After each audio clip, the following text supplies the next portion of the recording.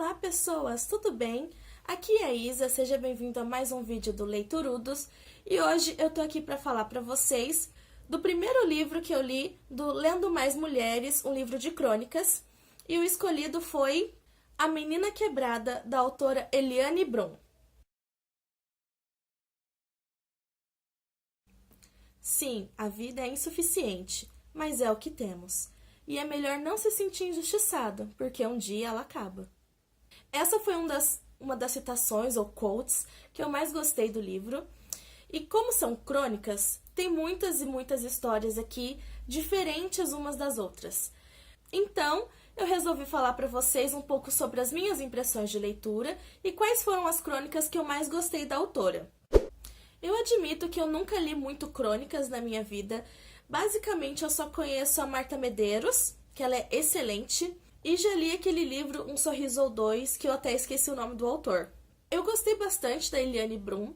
Eu só achei que em algumas crônicas ela acaba divagando tanto e tanto e tanto que ela perde o fio da meada e a gente se perde no meio da história. Quando chega no final, a gente nem lembra o que começou aquela história e como que ela foi chegar até ali. A autora também, ela escreve coisas bem diversas, tem crônicas políticas falando da Dilma, falando do Lula e de outros também.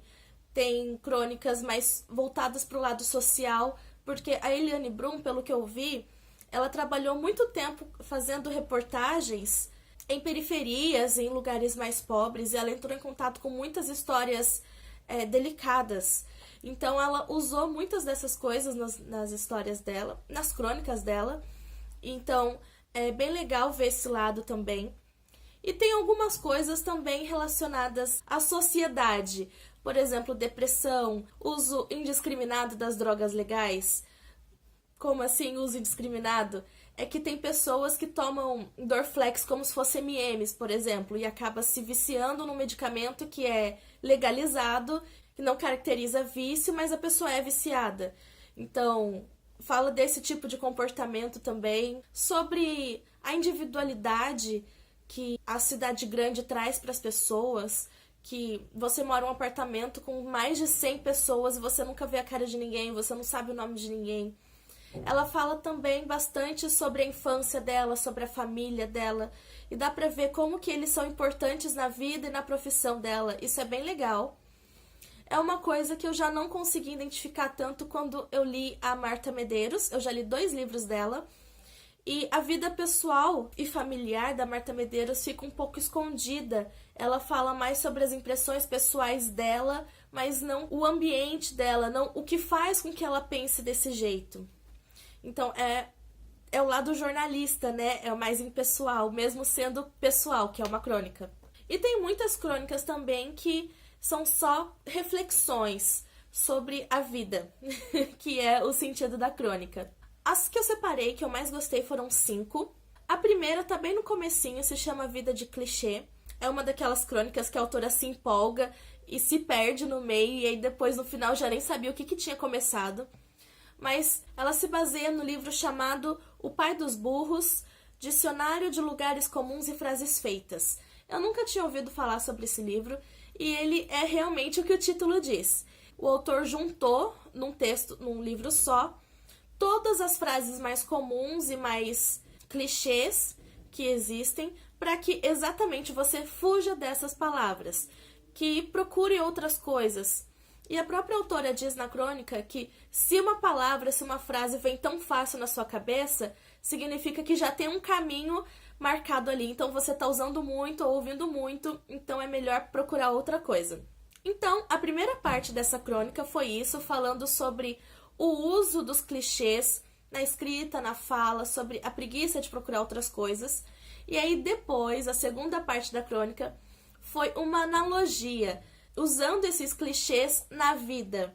Por exemplo, as pessoas que têm medo de arriscar, que elas preferem seguir aquele roteiro pré-determinado de escola, faculdade ou não, trabalho, casamento, filhos e morreu. Então, isso é uma vida pré-determinada, é um clichê, e as pessoas elas acabam seguindo isso por medo ou por comodidade. E aí ela fala bastante sobre isso, de sair do seu lugar comum para você se encontrar. A segunda crônica que eu separei é uma que me emocionou bastante, se chama A Mãe Órfã. E ela vai falar sobre um período que ela fez uma reportagem em uma UTI neonatal e que ela percebeu que, apesar de existirem termos para várias perdas que existem na vida, não existe um termo para os pais que perdem os filhos. Principalmente por passar tanto tempo em uma UTI neonatal, ela viu muitos pais perderem recém-nascidos ou crianças pequenas, viu a dor que eles passam e como que essa dor ela é subestimada ou é ignorada pelas pessoas. Quando um pai ou uma mãe perde um bebê, a primeira coisa que as pessoas falam é: ai, mas você pode ter outro. Como se uma criança, como se uma pessoa fosse um objeto que você compra nas Americanas e pronto, substituiu. É uma crônica bastante delicada, é triste também e me emocionou. E eu realmente nunca tinha ouvido falar sobre esses pais. Eles realmente ficam ignorados e a dor deles não é levado a sério só porque era uma criança, era um bebê, não era um adulto. Então é bem triste se for parar pra pensar nisso. Outra crônica que eu gostei bastante se chama Nada é Só Bom. Ela começa falando de um dos filmes que ela viu no cinema e que traz essa frase. E aí ela fala que as pessoas têm a falsa ideia de que a vida tem que ser o tempo todo alegria, tem que ser o tempo todo coisas boas. E aí, quando acontece alguma frustração, elas não sabem lidar, elas entram em depressão, elas acham que nada tem sentido e por aí vai. Quando, na verdade, faz parte da vida. Todas as pessoas vão ter coisas boas e coisas ruins e vão ter que saber lidar com as duas. Então não adianta você achar que o seu namoro, que o seu casamento, que o seu trabalho só vai te trazer felicidade e satisfação, quando na verdade eles também vão ter os pontos negativos e você vai ter que lidar com esses pontos negativos. Vai ter que colocar na balança o quanto me traz de bom, o quanto me traz de ruim. Se o lado ruim for maior, aí tá na hora de trocar de emprego ou de namoro. Mas se tiver equilibrado, se tiver mais coisa boa, então é você que precisa deixar um pouquinho suas expectativas lá embaixo e se acostumar com a falha humana. E aí, essa crônica me leva à próxima que eu gostei bastante, que se chama Meu Filho, Você Não Merece Nada. Aqui ela vai falar sobre os jovens, mais ou menos da minha idade, que faz faculdade, teve o privilégio de escolher o curso que queria, que já fez várias línguas, que tem muitas habilidades, muito conhecimento, mas nenhum preparo para a vida real. Muitos jovens, falando assim, parece que eu sou velha, né? Muitos jovens, eles crescem tão protegidos pelos pais que eles acham que quando chegar no mundo lá fora, eles merecem tudo. Merecem um bom salário, merecem um bom emprego, merece uma promoção, merece qualquer coisa, simplesmente porque sim. Mas não é desse jeito que a vida funciona. As pessoas, elas têm que lutar pelas coisas que elas querem. Se quiser um bom emprego, tem que ir atrás desse bom emprego. Não adianta ficar só esperando e choramingando porque não conseguiu. Se quiser uma promoção, faça por merecer a sua promoção. E por aí vai. Então essa crônica eu achei muito legal porque é isso. As pessoas hoje, elas têm o hábito de achar que elas merecem coisas boas sem lutar pelas coisas boas. Não é assim. Para ter coisa boa, você tem que fazer por merecer, tem que lutar e ir atrás daquilo. Isso vale para qualquer coisa. E por último das crônicas que eu separei, eu achei essa aqui uma gracinha, se chama Palavras em Busca de Adoção. Ela fala que o dicionário da Oxford criou um site com palavras que estão caindo em desuso e que é todo cheio de palavras dançando e acenando e pedindo para você escolher. E aí você faz uma ficha de adoção daquela palavra para passar a utilizar ela no dia a dia e não deixar aquela palavra morrer. Então eu gostei muito dessa ideia, eu achei bonitinho.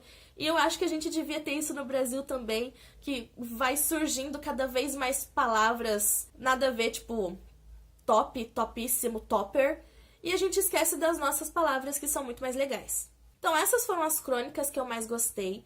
Eu gostei bastante da escrita da autora, eu até separei um outro livro dela para ler, também no desafio do Lendo Mais Mulheres, que é A Vida que Ninguém Vê. É um livro de jornalismo que vai falar sobre pessoas com profissões que são ignoradas. Todo mundo acaba passando reto e nem percebe as coisas boas que a gente tem na cidade por causa dessa profissão, entre outras coisas. O primeiro livro do desafio eu gostei bastante.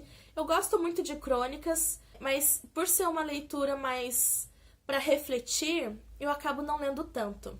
Então, se você está me acompanhando no desafio, se você já fez ou pretende fazer, coloca aqui nos comentários qual livro de crônicas você escolheu e se você gostou ou não. Eu gostei bastante da minha escolha e fiquei feliz com isso.